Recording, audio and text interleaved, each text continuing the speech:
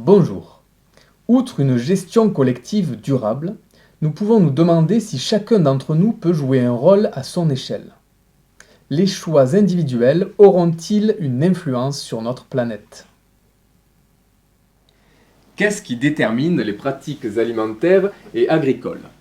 Il faut d'abord prendre en compte les habitudes individuelles, c'est-à-dire les habitudes de consommation, que ce soit de la consommation de produits végétaux ou plutôt de produits animaux, de produits locaux ou de produits issus de l'importation, mais également consommation de produits frais ou de produits en boîte de conserve, lyophilisés ou surgelés. L'ensemble des habitudes individuelles, c'est-à-dire les cas les plus fréquents, vont déterminer le mode de consommation qui est le premier élément des pratiques alimentaires et agricoles.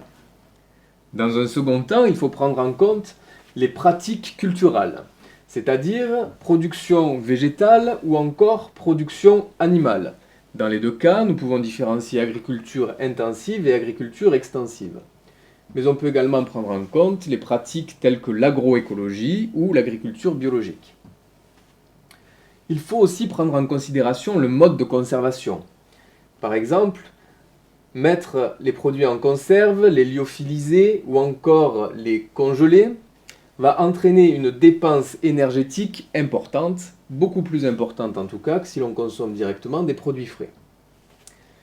Les pratiques culturelles et les modes de conservation les plus fréquents vont déterminer le mode de production. Le dernier élément à prendre en compte pour déterminer les pratiques alimentaires et agricoles est le mode de distribution.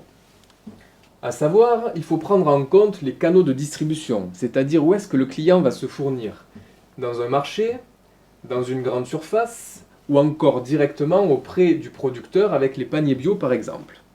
Mais il faut aussi prendre en compte le mode de transport, par exemple le transport fluvial ou maritime, ou encore le transport routier ou ferroviaire. Mode de distribution, mode de production et mode de consommation sont les trois éléments qui déterminent les pratiques alimentaires et agricoles. Imaginons un premier cas théorique extrême où nous cherchons à minimiser les impacts sur la planète à travers nos habitudes individuelles. Dans ce cas, nous allons favoriser la consommation de produits végétaux, mais de produits végétaux issus d'une agriculture durable comme l'agriculture écologique, ce qui ferait disparaître les productions industrielles intensives. Dans ce cas, nous diminuons également notre consommation de viande, ce qui fera diminuer la production animale. Nous allons également favoriser la consommation de produits frais et éviter les surgelés, les lyophilisés et les boîtes de conserve. Ainsi, le mode de production en est déjà grandement changé. Nous favorisons également la consommation de produits locaux et allons éviter les produits issus de l'importation. Et nous allons nous fournir directement auprès du producteur et éviter au maximum les intermédiaires. Le mode de distribution est également grandement changé. Dans ce premier cas extrême, nous serons capables de nourrir 13 milliards d'individus tout en conservant durablement notre planète. Imaginons un second cas théorique diamétralement opposé au précédent. Dans ce cas, nous consommons des produits végétaux sans faire attention à ce qu'ils soient issus d'une agriculture durable. Nous consommons également plus de viande, ce qui favorise les productions animales plus énergivores. Pour des raisons d'organisation de la vie courante, nous allons favoriser la consommation de produits surgelés ou en conserve. Sans y prêter attention, dans ce cas, nous consommons des produits issus de l'importation. Enfin, pour des raisons pratiques, nous allons nous faire livrer par un supermarché. Dans ce second cas, nous aurions besoin de plusieurs planètes comme la nôtre pour nourrir l'humanité. Ce qui implique que nous ne pourrons pas nourrir 13 milliards d'individus et qu'en plus, nous allons abîmer l'unique planète que nous possédons.